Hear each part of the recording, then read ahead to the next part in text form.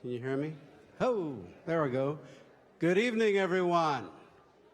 Thank you. Good evening. Come on, let's hear it. Yeah, there we go.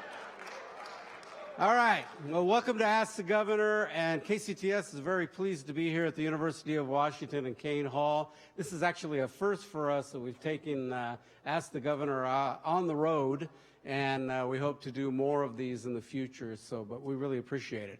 I have a favor I have to ask, and that is I'd like to have those of you that are on top there come on down. We want to kind of have a little tighter group of audience and fill in the spaces here. And the folks over here off to my left, if you could come on over here.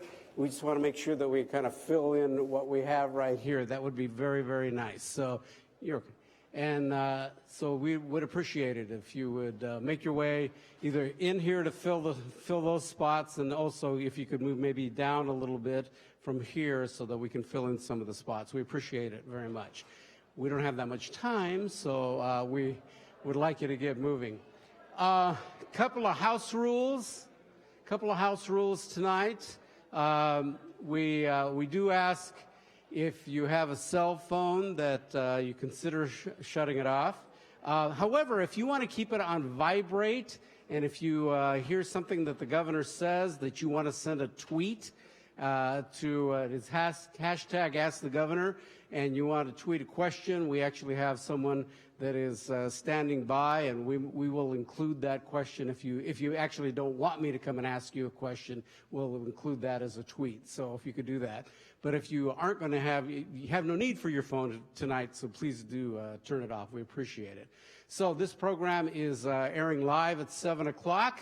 We're going to get going here in just a little bit. It's airing statewide. We're also being carried on public radio, KUOW locally, as well as Northwest Public Radio around the state. Now, I will be coming into the audience to take questions, and so what I'd like you to do is if you see me, you have a question, just kind of signal me, and raise your hand, and whatever your question is, if you could kind of deliver it straight and to the point so that we can work in other questions, we would appreciate it. Or if it's a comment, but let's all be kind of nice here. So make sure that it's a nice comment. So we really appreciate all of you being here, and we'll get going in just a short time. So thank you very much. Yeah, you give me a round of applause.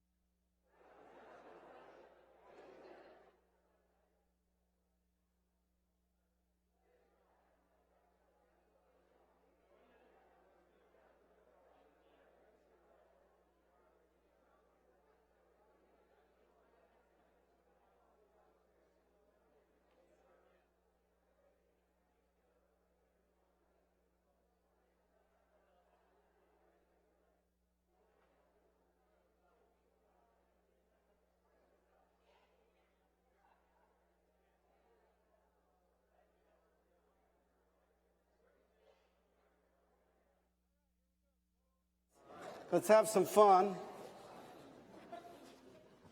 Everybody says fun? Yeah.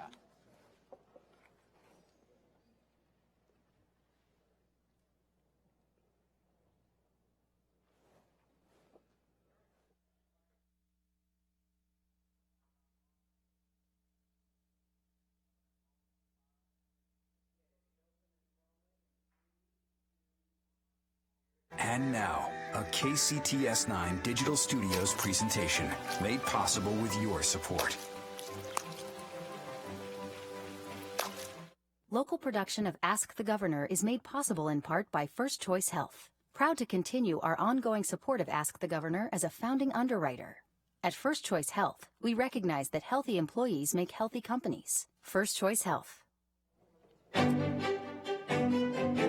Up next live from Kane Hall at the University of Washington, it's Ask the Governor. Governor Jay Inslee is here to take audience questions as well as emails, tweets, and video questions from around the state of Washington. Ask the Governor is coming up next.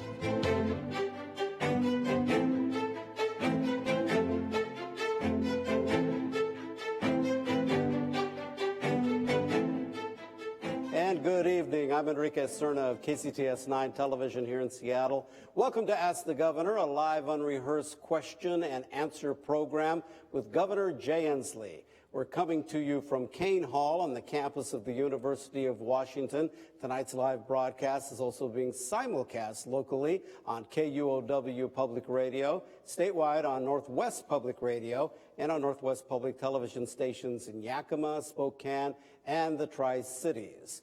Viewers and listeners can join in our conversation tonight. You can tweet a question to the governor using hashtag AskTheGovernor or go online to kcts9.org/askthegovernor to submit a question by email. So let's get to it. Please welcome Governor Jay Inslee. Well, welcome. Thank you. Good to have you here. Thank you.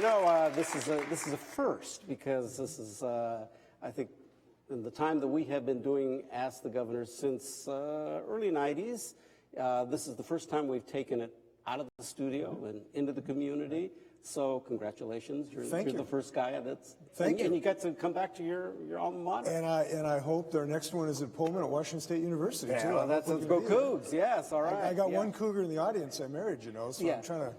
I know, she's sitting there in the front row along with your family that is here tonight, and also your mother-in-law. Gertrude Tyndall, right? Who is #1 mother-in-law, at least in our family. And she better be. And how many years young?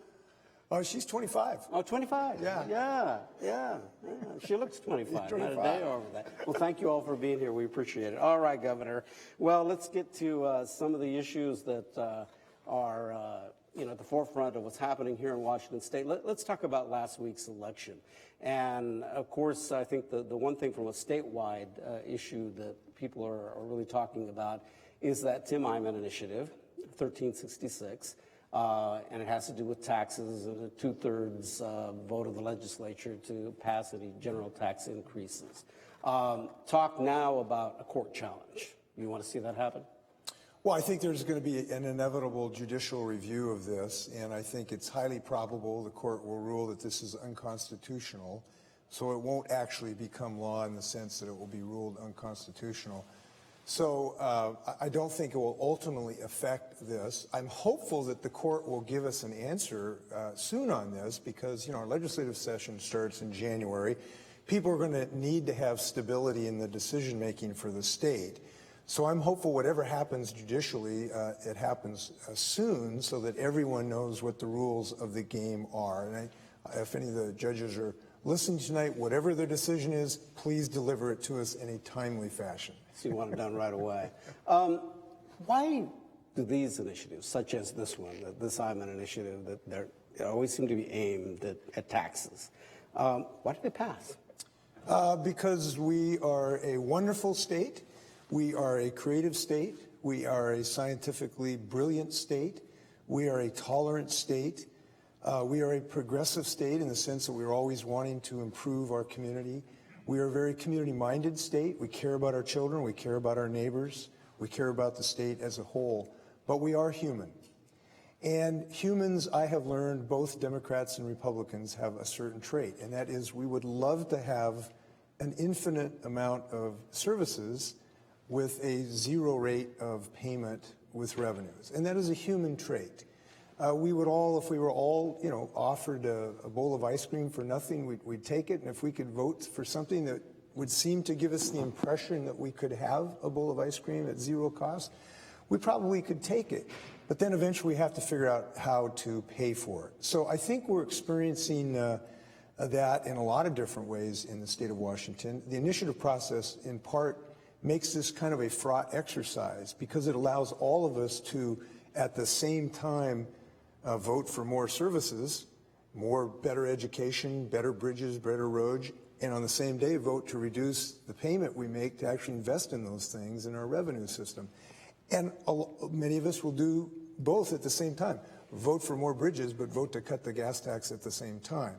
So this is something that is kind of endemic in a wide open initiative process, and that's the system we have. But we're making progress in this state, initiative or otherwise. We've made really significant progress in the last couple of years on transportation, on education. Here's a good thing on Election Day. We elected 3 Latinas in the city of Yakima, first time ever, because in our state we make sure people can vote. Yep.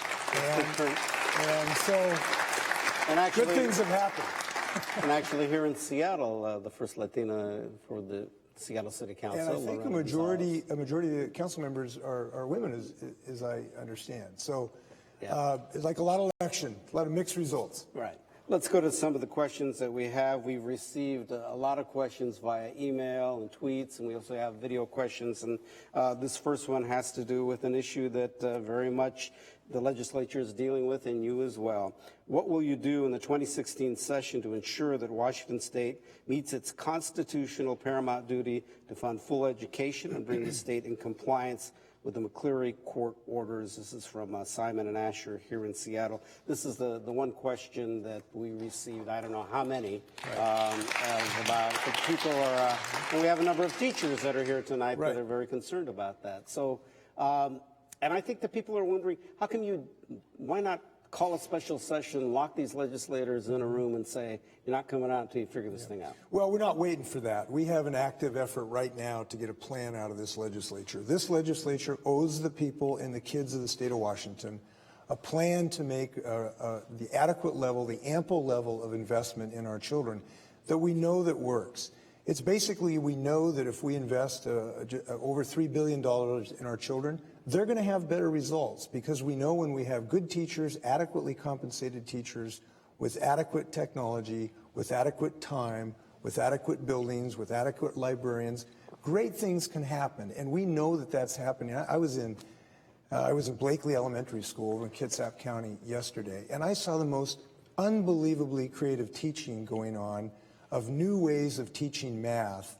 They call it spatial, I think it's temporal ways of treating math, or teaching math, where you basically use spatial imagery to try to teach mathematical concepts. Then I went to a STEM, which should be STEAM, including the arts, with science, technology, engineering, math. I went to a breakout room that saw 6-year-old kids building electric circuits to light a light and do a buzzer. And these kids were doing it. Now, we know that kind of educational excellence can do tremendous things for our children, but it does take resources. And the way they're able to do it at Blakely is they've sort of had very successful bake sales. And the principal told me that he had an extra $30,000 available to make these kind of small investments that pay off.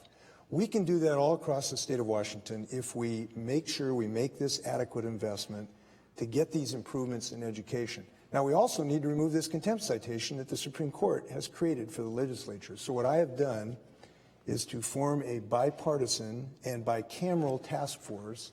I have formed it some time ago. They have had several meetings. The most recent meeting was yesterday, and I have to say they are making progress. I'm actually fairly pleased with the progress they're making to come up with a bipartisan plan that can present it to the legislature. And I will, if they get this a bipartisan agreement, I can call them in a special session, 2 days later to get this done. So we do want to get this done as soon as possible. But I know I've been asked this question a lot. I'll tell you one of the things you don't want to see is a bunch of legislators wander around Olympia with nothing to do, collecting per diem. We've seen too much of that. So you're saying until they actually come up with something? We need to have at least a structure of an agreement that has a reasonable chance of passing both chambers. And of course, we have divided government. The Republicans control the Senate, Democrats control the House, and so there's pretty diverse views in our legislature right now. So they are working on it. I'm going to insist that they come up with a plan. It's the right thing to do. So you're not going to call any special session until they actually come up with some type of agreement? Until we're within some reasonable shot that we can actually get something done. But we will be in session one way or another in January, and we can. I will be insistent that the legislature act on their constitutional duties here. But you don't see that happening at all before the end of the year?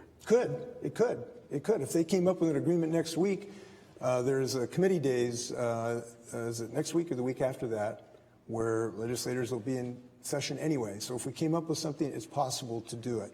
But we got to get some kind of framework. Now, having said that, I do want to say something that's really important for people to know, is that this McCleary decision is sort of a three-step process. 1, 2, 3. The legislators, we've taken sort of the first 2 steps, and now we need to take the 3rd step. But the first 2 steps have been critical successes, and we should celebrate those successes. I want to just, if I can, take a minute, if that's okay. The kind of things that we have done for our children are the kind of things that are up to the science of the University of Washington, because right here, this is a center of neuroscience in the whole world. And what that neuroscience is telling us is if we make investments that are very early in a child's development, it can have profound success later in life. So look at the things we've got for our $2.3 billion. We have put more additional money into our schools in the last 3 years than any time in the history of the state of Washington. $2.3 billion. And here's what we've got. One of the top early education programs in the United States. Full-day kindergarten for every single child. Smaller class sizes in grades K through 3 that gives teachers a reasonable shot to teach their children. A mentoring program so teachers get new mentoring, particularly on science and math. Additional compensation for teachers, and by gum, I'm proud that I fought to get a teacher's pay increase because they deserve it. And last, we've decreased tuition in our colleges, including here at the UW. We have made profound improvements in our system. Now we've got to take that 3rd step for our kids. Let's go to a video question here, which has to do with the soaring price of higher education.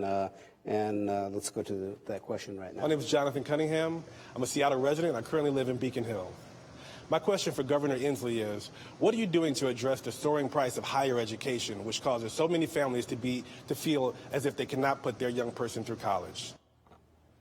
Well, this is a pretty important subject to me in part because I went broke trying to go to college and had to change schools because of that, so I know what this is like. We had some big successes this year. We were the only state in the union to reduce tuition payments in significant amounts, up to 15%.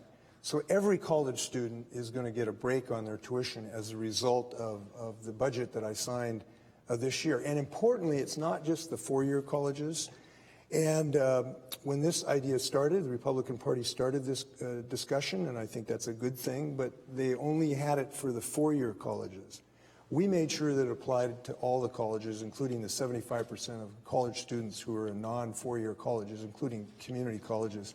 This is a tremendous thing to at least try to tamp down some of that enormous debt that our students are under. We've also increased some of the scholarships that are available to these students. So this isn't going to alleviate this whole problem. These kids are under crushing debt burdens, but it is a first step. Now there's some other things that the institutions need to do to help us too. And I'm glad we got a wonderful new president here at the university. We're going to look for, and we're very happy she's taken the reins of this school. We know she'll be looking for ways to find new ways of giving educational excellence to students. We know our new president, the same way Washington State's going to do that. So we all got to pitch in together. These kids got to have a shot at life. We have a tweet that has just come in. Can we take a look at that and see? Do you foresee I-5 becoming a toll highway? I could see that being one big traffic jam.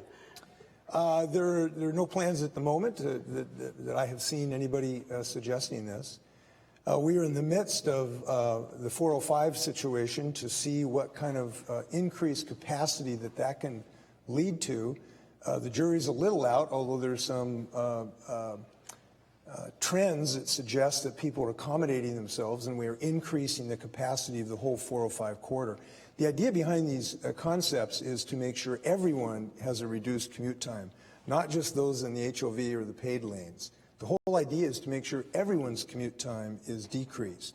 And we're going to watch this really carefully to hopefully show that it will work. At the moment, it seems that the projections are playing out, that people are accommodating themselves to it. We'll find out. Could you ever see a time when we would try to toll I-90? That's been a conversation. You know, like I said, there's no plans or consideration of this, but I would not say that high occupancy, lane type of things, or even time of day charges, those ideas have been used in other cities that have been drowning in traffic, and I would not take those off the books or off consideration.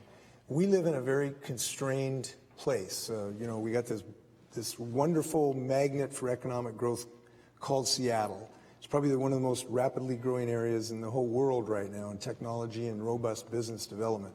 But it's an isthmus between two bodies of water with north-south constrained right through that neck of commerce. So we have a real challenge from transportation. It's a good problem to have because it means we are growing. People are desperate to come to our state. They love our state. When I travel, places, they just can't believe the progress our state is making.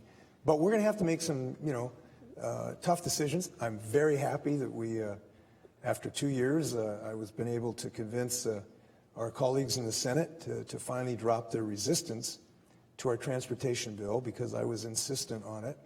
And I'm happy to say that we have passed now the largest transportation investment package and the greenest transportation package in the history of the state of Washington. We got a good foundation to build from. Well, we'll talk more about green and carbon and things like that first. Before we go to the next video question, I want to ask a email question. This is from Eastern Washington, from Tim in Spokane. And the question has to do with the Spokane Tribal Economic Project. And he's wondering if you've made a decision, because it is up to you, about the Spokane Indian Casino. It's a project there that's about a $400 million project in Airway Heights. So folks who don't know about this, the Spokane Tribe has proposed a gaming facility in the Spokane County. And this, in order to move forward, both the federal government and the state government have to approve that. The federal government, the Obama administration, approved this fairly recently. Now it is up for the state government to make a decision, and that's vested in the governor. So we are now, have not made a decision. We are involved in doing our due diligence to make sure we get all of the facts from all of the parties. This is a very big decision for a lot of different folks, including the tribes and everyone who cares about economic development and the Fairchild Air Force Base and a host of other issues. So I've had some meetings week before last in Spokane. We will be doing some more work, and we'll make the right decision. I just can't tell you what it's going to be right now. Do you think you're going to be making this decision by the end of the year? I have studiously avoided setting a deadline because we want to make it as soon as we can when we have all the information. I can tell you I don't want to wait on this. Everybody's been waiting for years for this decision, so I'm moving with all deliberate speed. I can tell you we have meetings in the next week or so to talk to some more people about it. We'll make a decision as soon as we can. All right.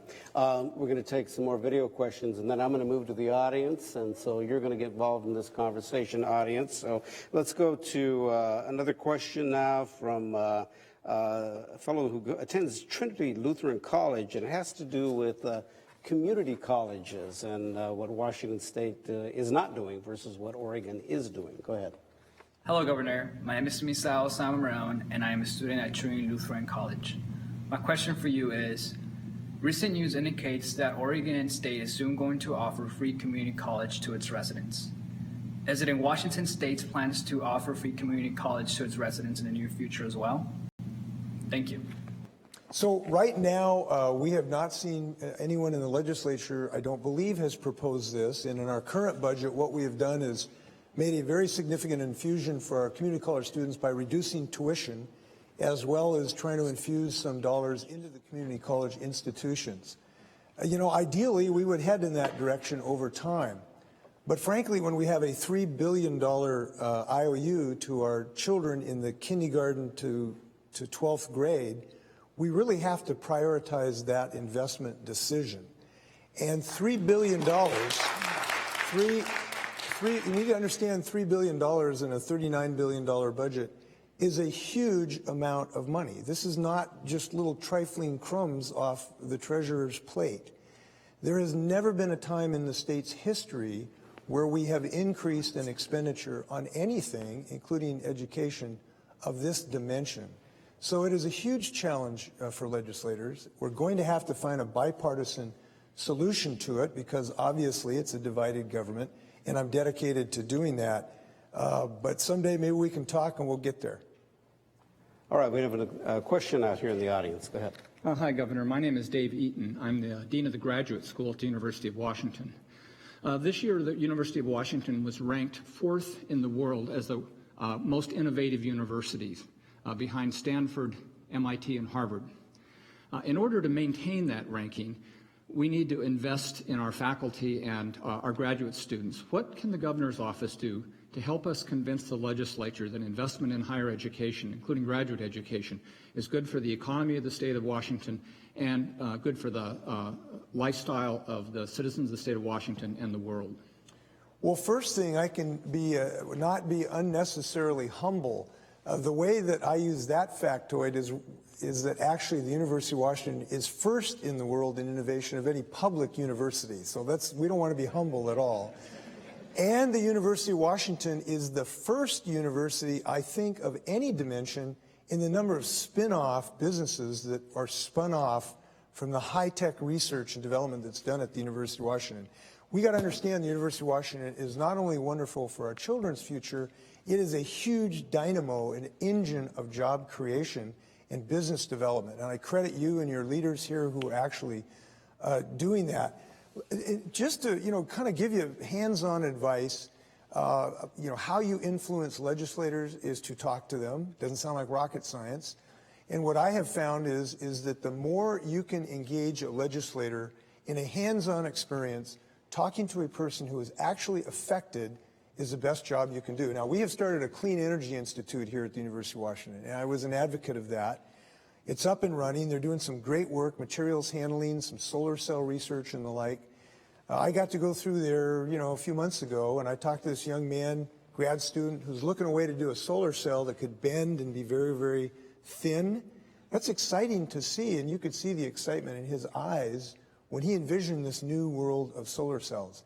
Getting legislators to come on the campus and experience that is very, very effective. And then get your students where they live to go hunt them down and talk to them where they live. Grocery stores, wherever you have a chance to meet them. That's what works. It's got a great story, and I'll be there for you. Can you say stalking? I think that's what you're saying there, right? Okay, a reminder that this is a live and unrehearsed statewide broadcast on public radio and television in which you can pose a question about state issues to Governor Inslee. You can also tweet a question at the hashtag #AskTheGovernor, or you can go to kcts9.org/askthegovernor to submit a question by email. I want to ask you a question about charter schools. And the state Supreme Court, as you know, ruled that charter schools are not common schools, should not be eligible to receive common school funding from taxpayers.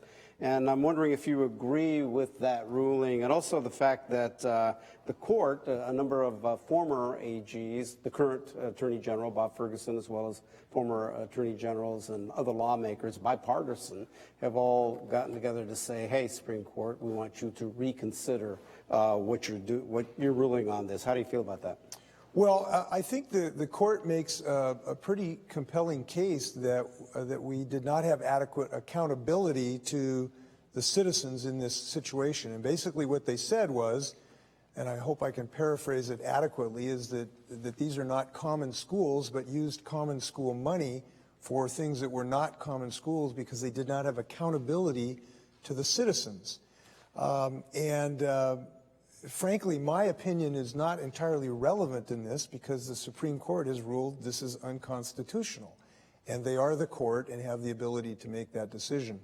The Attorney General has filed a motion for reconsideration asking for some change of the language, of how the language worked, and that's under consideration. But I will say, no matter what the eventual outcome of this charter school unconstitutionality issue is, we need to bring innovation to our school system. And I am convinced that we are capable of doing that. I mentioned where I was yesterday morning at Blakely Elementary School to see what they're doing. You go to Delta School, you go to Tesla Science Academy in Redmond, you go to Aviation High School, you go see what people are doing with teachers are using new methods, new curriculums, new technologies, and getting fantastic results. And I'm seeing fantastic results where we embrace innovation. So in this next third step of the McCleary decision, Enrique, I think our goal ought to be to embrace innovation no matter what happens in this litigation. Another question here. I got the mic. Okay. Don't touch the mic. All right. Good evening, Governor, and thanks for coming and talking to us. 34 years ago, I received a master's in social work from this institution. I was 31. I'd already had some work experience. I went on to spend 24 years of work in the Veterans Healthcare Administration as a clinical social worker. So you understand where my heart is.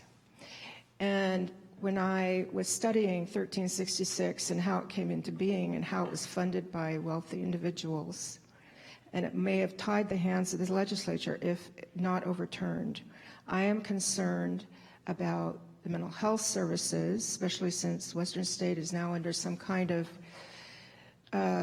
contingency of sorts. I'm not really understanding. The federal government is taking a look at it, investigating it. And also, the city of Seattle has declared an emergency in terms of people who are homeless.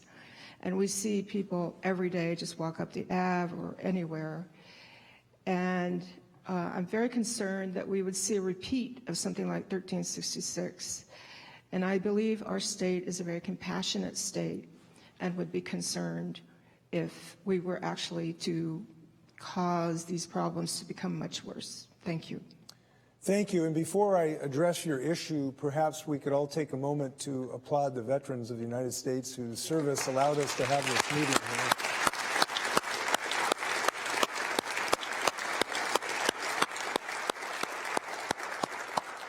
It's those veterans that give you the right to ask and criticize the governor and the senator and the president. So thanks to the veterans. This initiative, clearly in my mind, is an unconstitutional attempt to deprive citizens of the Constitution that we have on how we make decisions in the state of Washington. I am relatively confident that it will be ruled unconstitutional. The first court that reviewed it essentially said as much, even though they allowed it to go to the ballot.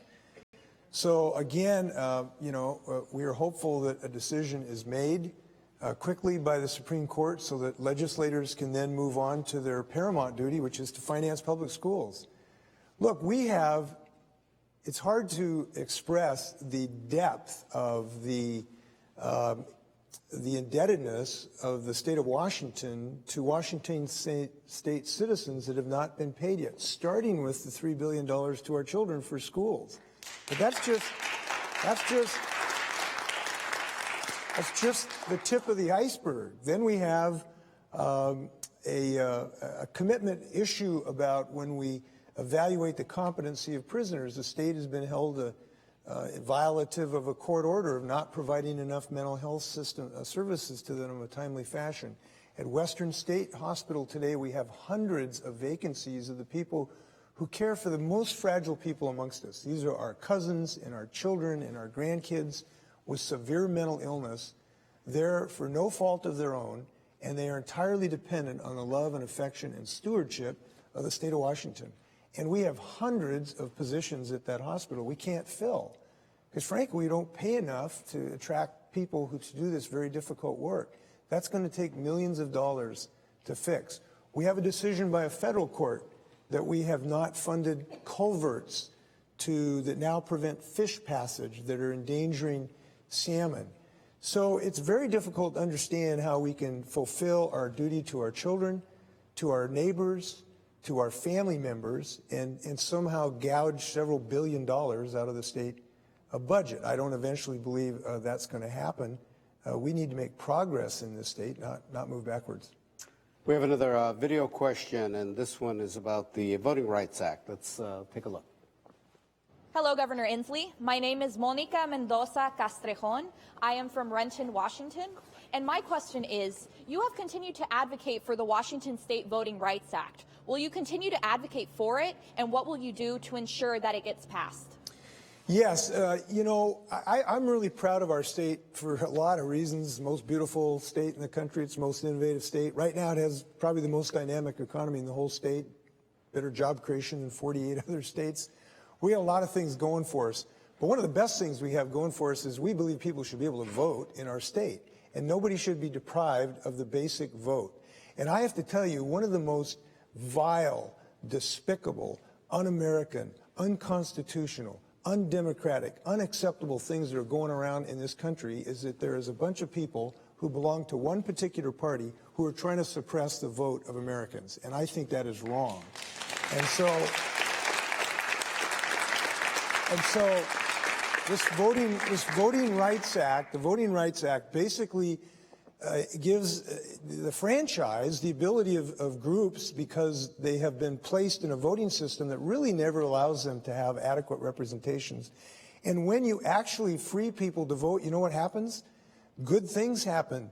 New kind of people come into your system, like in Yakima, where we have these 3 Latinas, because of a lawsuit that was filed, essentially effectuated the Voting Rights Act by judicial decision rather than the statute. You saw what happened. You have new blood and new excitement and a new feeling of representation. And I just believe the more that we all participate in our community decision-making, the better we all are. And that's Republicans, Democrats, Independents, whatever you are, man, go vote. We need you, whatever you are. We have a real failure to vote in this state, in this country, and in this effort to even further suppress it, I don't understand. So yes, I'll keep working on it, and hope we get her through eventually. Another question here. Hi, my name is Sarah, and I had a question about cap and trade. So climate change is a critical issue, and I think we share that view. However, communities of color internationally have rejected cap and trade, especially indigenous communities who have been pushed off of their land because of cap and trade policies, because of offsets in the global south. Additionally, in California, cap and trade has created pollution hotspots, as well as in Europe, cap and trade didn't even work effectively. So I'm wondering why you support this policy. Well, I think you raised some really important questions, and all cap and trade systems are not created equal, and we've got to be very thoughtful when we establish a system here. So you've brought up 3 things. I'd like to talk to you after the meeting today to talk about these issues you've brought up, because when you design a system, you can design a system to alleviate the kind of problems that you're talking about. The Europe experiment, you know, they sort of stole this idea from us. It worked for us on sulfur dioxide. Then Europe took it and did it on carbon dioxide, and they learned some things in their first several years, and they've adjusted that program now to reduce some of the problems that you've talked about. So I believe that we can design a system that works in the state of Washington, and in our state, we actually have groups that represent the minority community that are part of this group called the Alliance for Clean Energy and Jobs, and they are supportive of this effort. And as we speak, they are working on an initiative to hopefully put it on the ballot next fall. And the reason, in part, that these communities of color are backing this system, in part, is because it creates some systems to help them deal with maybe heating costs or the like. That's a possibility that we might be able to do. So that's why I think it has my support, and I have looked at these systems all around the world. My conclusion is different from yours, I must say, because what I have found is the single most successful programs in reducing carbon pollution have been the caps. There's 2 kind of competing ways to deal with this. One, to have a price signal on carbon pollution, so polluters have to pay something for their pollution. The other is to have both a price signal and a firm limitation on the amount of carbon pollution that goes into the atmosphere. I believe very, very strongly, and I think the evidence supports this, that if you want to cap carbon, cap carbon. If you want to limit carbon, limit carbon. And the way this works is that we will actually have a legally enforceable limit, and polluters will not legally be able to put more pollution in the air. Now, you should know, and you probably do know, I have in the beginning stages of an executive order that will create a cap on carbon pollution. Here's what I know about everybody's kids and grandkids in the state of Washington. They deserve a guarantee that we're not going to put more carbon pollution in the atmosphere that, if we violate that, can ruin their futures. They deserve a future, and I'm going to do everything I can to make sure they have that. All right, we want to go to a tweet. We can put it up on the monitor here because I have bad eyes. Here we go. So when does Clark County get the bridge it so desperately needs? Or it needed? Well, hey, listen, we need a bridge. This bridge over the Columbia River, the I-5 bridge, was built during the Woodrow Wilson administration. It is extremely fragile. We have spent over $150 million designing a bridge that would suit the needs of the community. It would include a connection to light rail to Portland so that the Portland, Vancouver, Clark County could be connected. But frankly, the voters in their wisdom sent 2 legislators from Clark County to the Washington State Legislature that killed that project. And essentially $150 million of taxpayers' monies went down the tube because they didn't like light rail. They thought light rail was some sort of communist conspiracy or something. And I'm not making this up. What I've heard there is that they didn't want those people from Portland coming across the river to Clark County. Now, those people are fine Oregonians, in my view, who want to spend money in Clark County. So I didn't understand why this happened. It was extremely disappointing. But we're back to square one. And we're going to have to work really, really hard to come up with another plan to solve this problem. It would be helpful if the citizens of Clark County would send us legislators who believe in the future rather than somehow the sign of the devil is on light rail cars. That would be helpful. All right. Question here. Go ahead. I'm Bruce Engelhardt. I'm a transit Have I expressed my opinion adequately on that? I think we got it, yeah. Okay. Yeah. As a transit-dependent person and not having a car, I would like to ask what you can do to help fund mass transit in urban areas, because the state legislature is allowed to limit taxes on transit funding at their will, and they have no say in this because this is our regional problem. And surely they need to provide funding if they're going to decide for us. Well, this year, as I indicated, we passed the largest transportation package in the history of the state, and it has the largest percentage of our transportation package in the history of the state of Washington dedicated to public transit, to buses, to bike lanes, to sidewalks, to light rail, to HOV lanes. The largest percentage, and it's in the billions, of the amount that goes to help people who want to use that type of transit. And I got to tell you, I think transit's kind of a misunderstood asset.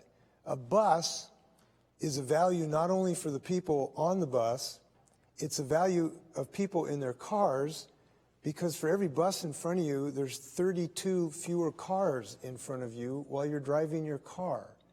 So a bus really is a benefit for people who are single occupancy drivers, just like the people on the bus. And I fought like the Dickens to get as much as we could into the budget to do that. But we also did something that the Senate fought for a long time, but I was insistent on, and that was that we won the right for voters in Puget Sound to vote to build a light rail system from Everett to Olympia. And I can't wait when voters see that grand day, should they decide to make this $15 billion investment and build that corridor. It's going to put tens of thousands of people to work, but more importantly, it's going to give us a chance not to strangle in traffic 10 to 20 years from now. And I'm really happy about that. So that's a start. Question here. Governor, most of us, I think, are aware of the major issues that we face in funding with the mental health issues, funding for K through 12. and many others. Having said all that, where do you prioritize funding support for higher education from the state? You know, those are always hard questions because there's no, like, 1, 2, 3, 4, or 5, or somewhere above average. It's hard to really know how to convey to you. I'll just tell you that I think that, first off, the Constitution says the paramount duty is in kindergarten through 12th grade. But I have to tell you, I think early child education for 3 and 4-year-olds is just as important as just and vital.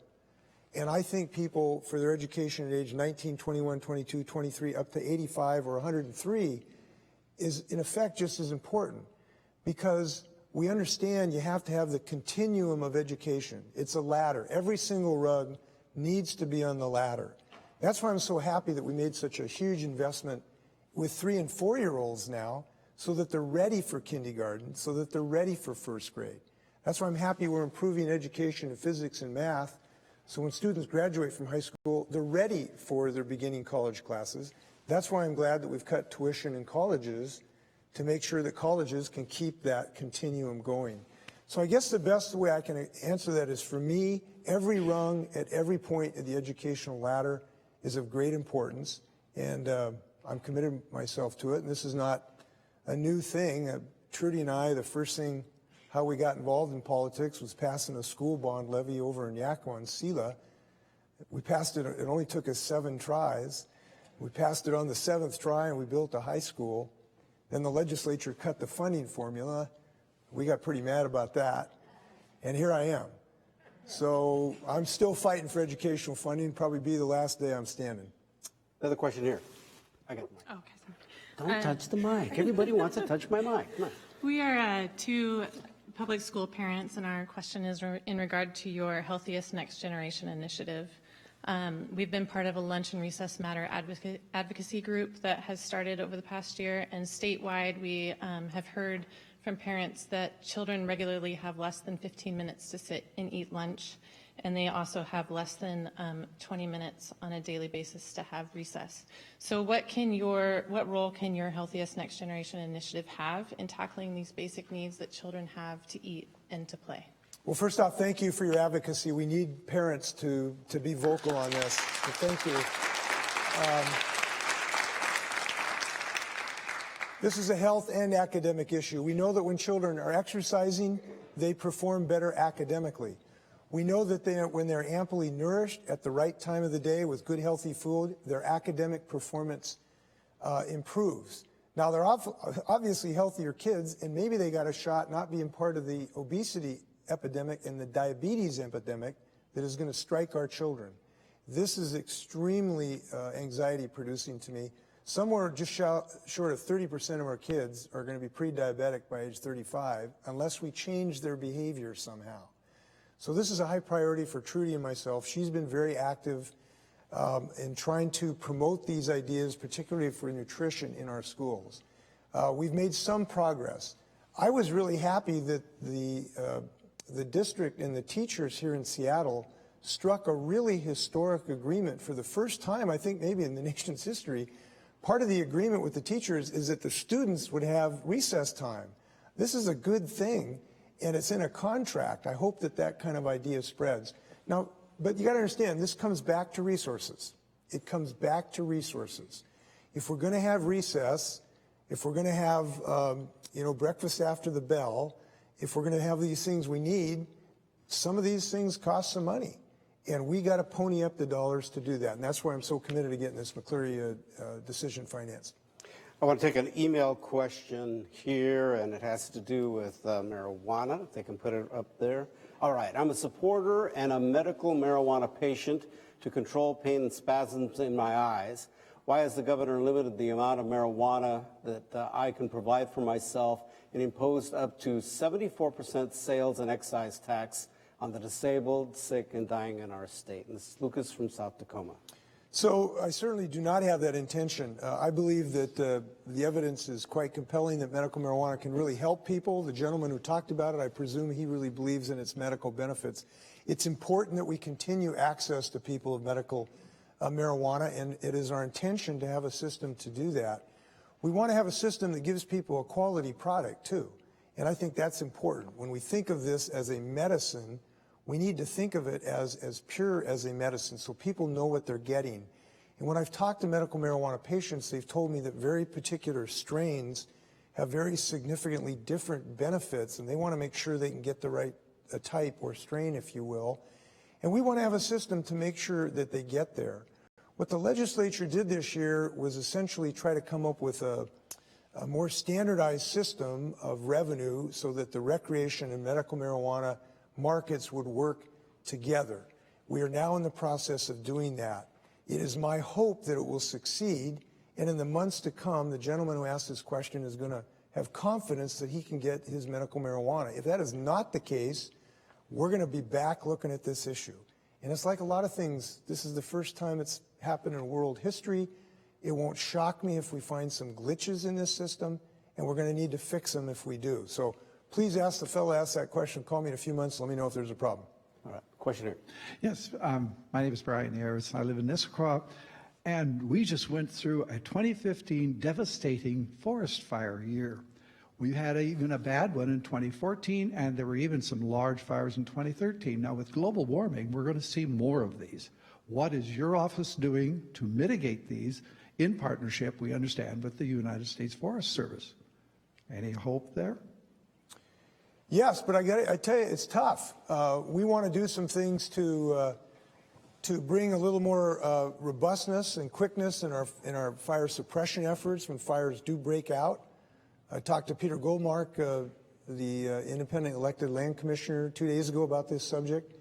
So there are some things we can do to boost the suppression capability. There's some things we can do to help landowners adjacent to their buildings to clear brush and pine trees from their eaves and the like to fireproof their homes, so if a fire comes, it doesn't burn down their homes. There are some things we can do to treat our forests, if we do it according to science, to reduce the fuel loading, because right now our forests have become extremely heavy with fuel. They're very dense and sick because of beetle kill.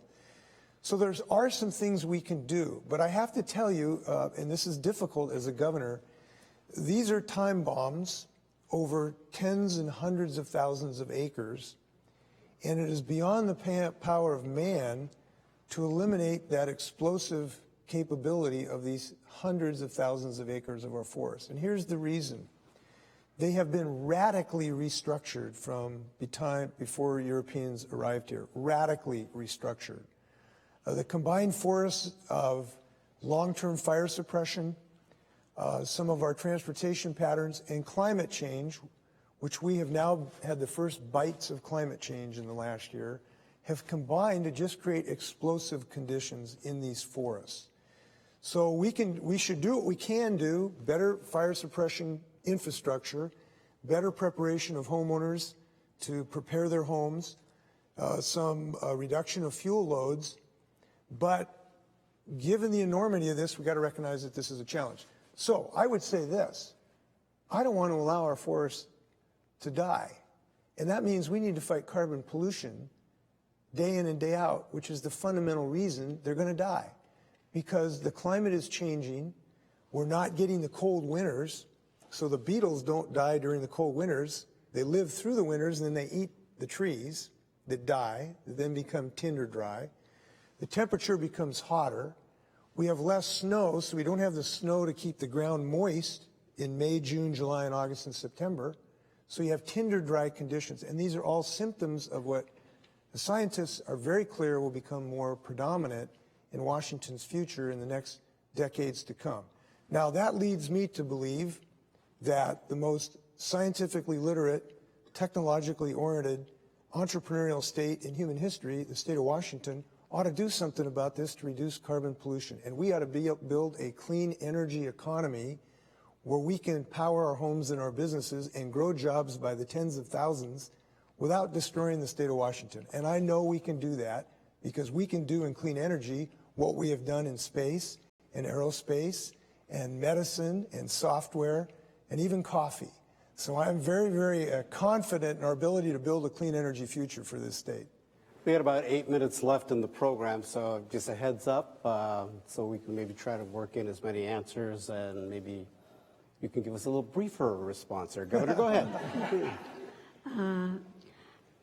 You guys believe or not, I'm a freshman in UW, political science. Oh, congratulations. All right. Thanks for the opportunity in learning. And also thanks for the generous state. I've been living in 30 years. Yeah. And You have a question?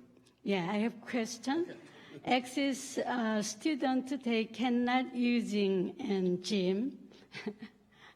I want to hope I can using gym other student like, and I'm playing tennis in Sandpoint. They let us playing in the morning free for senior citizen. I hope you the for generous senior citizen. Well, thank you, and I will talk to the new president, Anna Mari, about this. And I have to tell you, it's interesting. I picked up the paper this morning, I read it, and it said, it was on the sports page, and it said the University of Washington has the best freshman class ever, and I think they were referring to you, so, and the basketball team. All right, another question over here. Go ahead. Yeah, my name is Salvador Castillo. I've been employed at the university for 22 years, and I'm a custodian. And the concern of the custodians, all the department is we don't got enough employees to provide a good service. And at the same time, the pressure to the custodians is too much excessive work. And if you got 500 custodians for all the buildings in the university, and some they got in family leave, some they got an accident, something like that. How many we got to provide that service to the university? Plus, we tried to take a vacation. We got denied a vacation for the same reason, because every time we ask for the university to hire some more employees, they say they don't got the money to hire some more employees. So my question to you is, what you can do about it? To provide more funding to hire some more employees to the university. So it's not just faculty issues. I was thinking of you when I fought and got a pay increase for state employees this year, because we need to have adequately compensated state employees so we can hire them and get them to work. And frankly, we don't have that right now. Right now, we are hemorrhaging state employees who are leaving state government for other jobs that pay more. We're having a devil of a time keeping people in the state patrol. I mentioned that we have several hundred openings at Western State Hospital. You've described the same situation at the University of Washington. It is a simple fact that we need to pay people an adequate salary so we can have public servants. We got a small raise this year for you. I'm glad we did.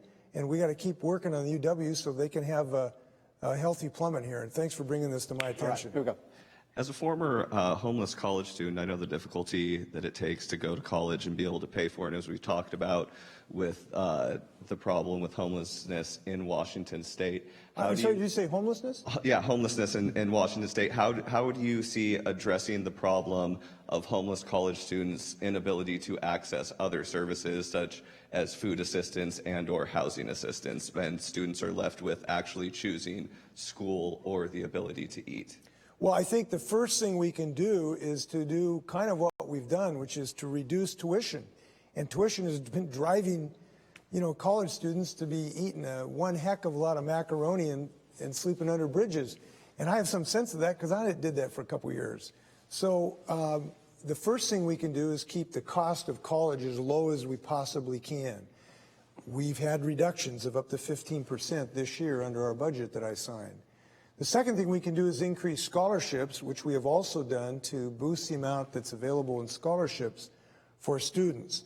The third, which we also did this year. The third thing we can do is to increase some of the housing programs we have for those who are homeless. Now, we know that we have the best of times and the worst of times right here in King County right now, because we've got one of the most robust economies anywhere in the world today, literally. But at the same time, we have 24 cranes in downtown Seattle building office stories. there's 10 to 12 tents right next to I-5 when you drive out of downtown Seattle. And that's not acceptable to me. It shouldn't be acceptable to our community. So in the last couple of years, we've put in over $150 million under my budgets for the Housing Trust Fund. And I have to say one thing that's one of the first things I did as governor. I remember this. It was like the first 2 or 3 days I was governor. I opened the paper and I saw a statistic that just hit me right here. It said 30,000 students are homeless in the state of Washington. And that morning I went to work to initiate the Children's Housing Office, and we've put over $10 million to try to reduce children's homelessness, because it's hard to do your homework when you don't have a home. So we've made some starts on this. I don't know if any of that got to you personally, but I certainly hope so eventually. And I want to thank Trudy for working so hard on this too. She's been working really, really hard on this housing issue, particularly with the children's advocates. All right, we're just about out of time. I'm going to ask you a favor, and that is that we have a lot of people here that have a lot of questions, and if you don't mind staying a little bit after we get off the air here, just to answer a couple of more questions, because I think they want to like throttle me because I haven't gotten to them. All right, but let me wrap up things here. Those of you unable to get through during our broadcast tonight can still pose a question to Governor Inslee. Here are some of the ways to do so. The phone number for the governor's office is on the screen in Olympia. It's 360-902-4111. 360-902-4111, or you can write the governor at Post Office Box 40002, Olympia, Washington, and there's the zip code -0002. And finally, you can get information online at the governor's website by going to Ask the Governor or going to governor.wa.gov. And this has been Ask the Governor, a production of KCTS-9 Television. Thanks to our audience and your patience. Thanks for being here tonight. We really appreciate it. And thanks to all our participating public radio and television stations across the state. Thanks again, Governor Inslee, for being here. We appreciate it. And we'll talk to you again soon. Good dogs. All right.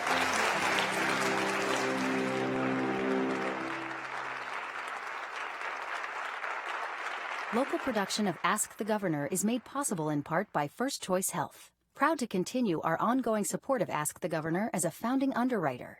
At First Choice Health, we recognize that healthy employees make healthy companies. First Choice Health.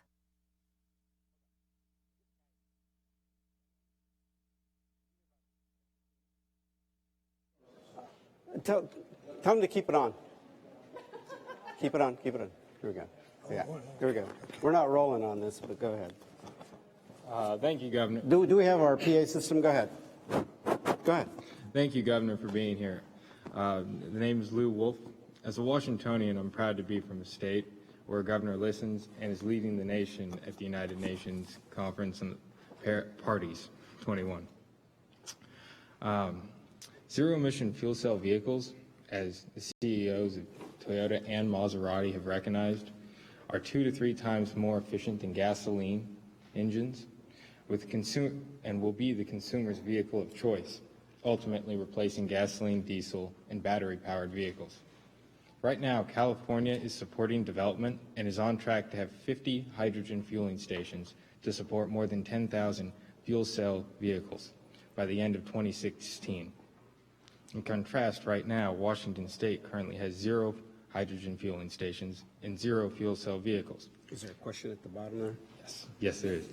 Though I'm working on that, I want to know, will Washington State be joining the 9 other states that currently have hydrogen roadmaps to support hydrogen fueling station infrastructure and fuel cell vehicles? Maybe, if you can help me on this effort. We were finishing our electric charging station corridors right now. We're working on, we've done I-5, we've got to do I-90 now. I think that's the top priority. This could be a second strategy for us.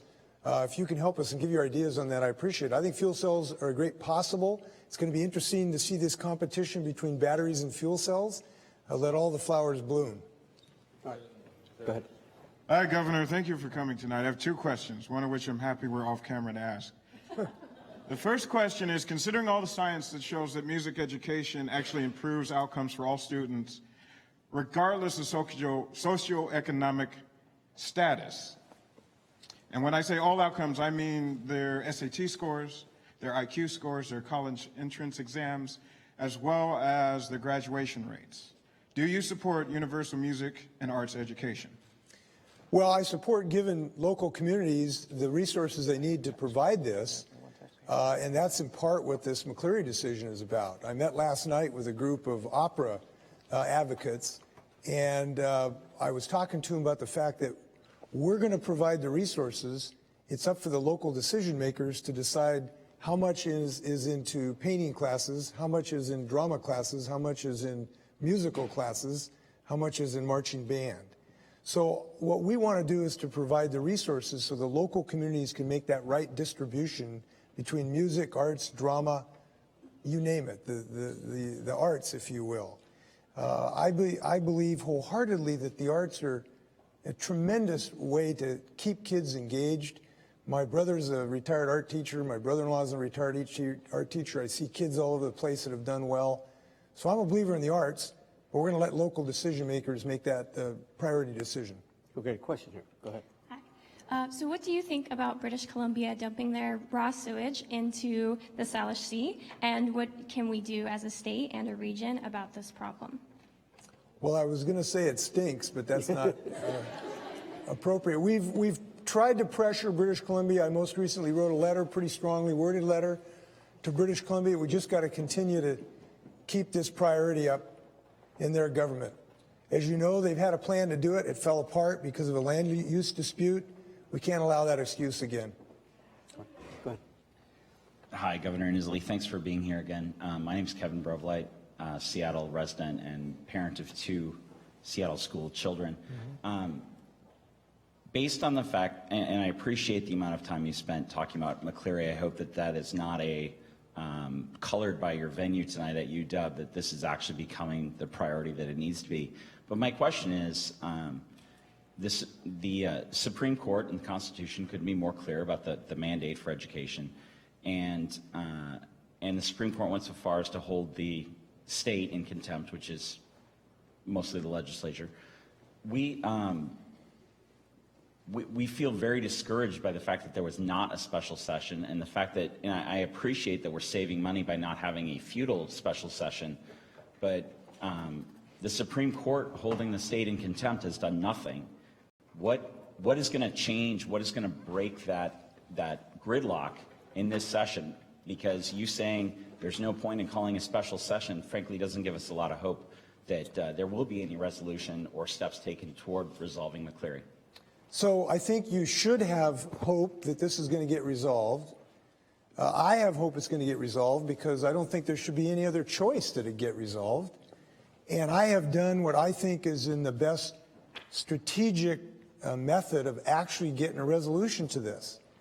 Now, you're going to have to listen to this a minute because it's kind of inside baseball, but you've asked an important question. I actually think if I'd called a special session, it would have retarded the ability to get a bipartisan plan. You got to understand there's 2 parties in Olympia. I wish it was otherwise. I wish we all just were like we are in heaven, which is all Washingtonians. But right now we got 2 different parties. One of those parties is rabidly not interested in complying with this court order, very strongly. And the more the governor leans on them on the basis of the court order, the more resistance they are against coming up with a plan to satisfy the court order. So actually, I think that would have reduced our chances of getting a bipartisan, bicameral agreement. So what I have done is the smart thing, which is to convene a bipartisan group of legislators, an equal number of Democrats and Republicans, an equal number from each chamber, and I've brought them together. Our first meeting was, I think, at CTAC, if I remember which building I was in, to sit down calmly and dispassionately, not under the glare of the headlights, not under the pressure of the governor publicly, to see if they can reach an accommodation to provide a bipartisan solution. I have to be more interested in a solution than a press conference. I could have had a lot of press conferences on this, beating the heck out of the legislature, but it would have reduced our ability to have success. So I think I've done the right thing here. I hope it will work. You can help by, suggesting to legislators that they act as well. And I think we have a fair chance of success here. I'm very disturbed if we don't, because failure should not be an option here. So don't give up hope here. I got a lot of hope on this. I actually Okay, think last question here. it's gone pretty well. Hi, Governor Inslee. I am a faculty member at Green River Community College. I'm sorry? I'm a faculty member at Green River. Should I just talk to him? So I'm a faculty member at Green River Community College, and we're having some trouble. We have, I don't know what to say. We've got 2 votes of no confidence in our president, and that was 92% of the faculty made that vote against the president. And when we asked the board, would you like to talk to us about our concerns? They said, oh, no, we're good, which I find very odd. And so you appoint the board. So I'm asking you, would you please come visit us at Green River? We need your help.